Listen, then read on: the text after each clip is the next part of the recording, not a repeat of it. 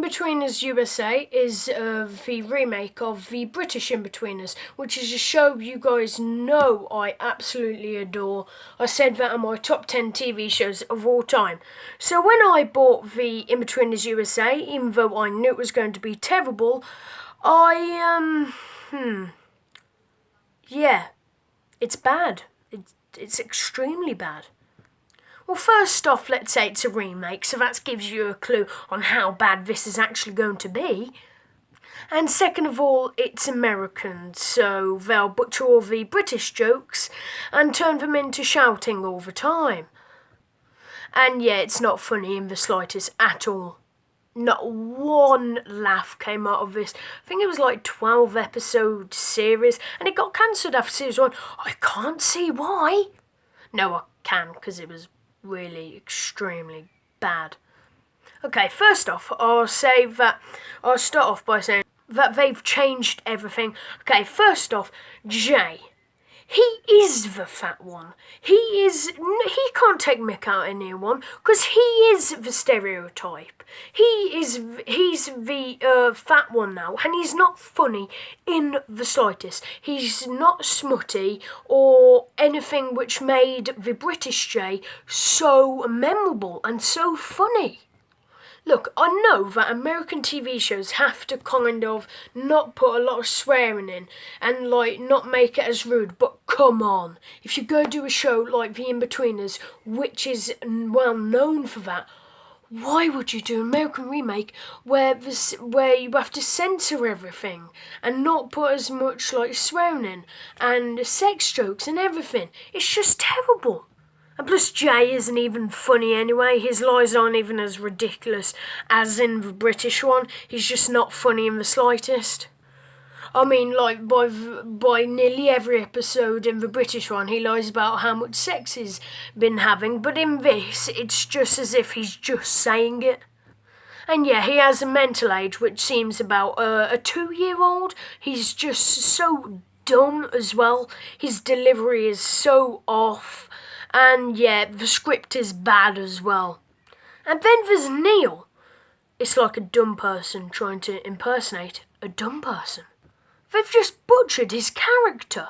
I mean, he's got long hair in this, and he just looks so bad. His appearance does, and his delivery. The dumb jokes aren't even so dumb that they're funny. They're just blatantly dumb. He's overacted. He's not even funny in the slightest. And yeah, he looks like a girl. He's not even... Yeah, he's tall. Doesn't make him like the British one.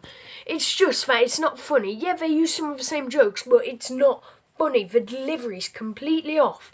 And the acting choice is so bad. The actors, oh my God. They're just the wrong choice for this show, which was once great in Britain. And it still is. I'll rewatch them nearly every day. Well... But why do they have to do a remake? I just don't understand. They're butchering all the jokes and the characters which we know to love from the British show. And Simon, he's just more of an idiotic version of the Simon we actually know or did know from the British one. And he completely ruined the bit when they bunk off and everything. It's just so bad, it's unbelievable. And then you've got Simon who loves Carly. Well, Carly in this, oh my God. Well, let's say in the British one, they pulled Carly off quite well as a sensible character who likes Simon, however doesn't like him in such a way that they'll be in a relationship for so long. However, Carly isn't the nicest person ever, as you can see from the fashion show one. You've messed all this up and stuff. But they pulled that off well. But in the American one, they butchered her character so badly. They messed her character up completely. She isn't so good, so bad she's good. She's just blatantly dumb and not even funny in the slightest, just like all characters. Not funny, I just mean not like a character you would necessarily like. I mean, you hate all of these characters. They're so bad, it's unbelievable. And lastly... there's Will Mackenzie. Okay. Will, played by Sunbird in the British one, is played fantastically. His dialogue is said brilliantly, absolutely fantastic. In this, he's not geek enough. And he's got no glasses, he's got no wonky teeth, he's just a normal person. He's just not...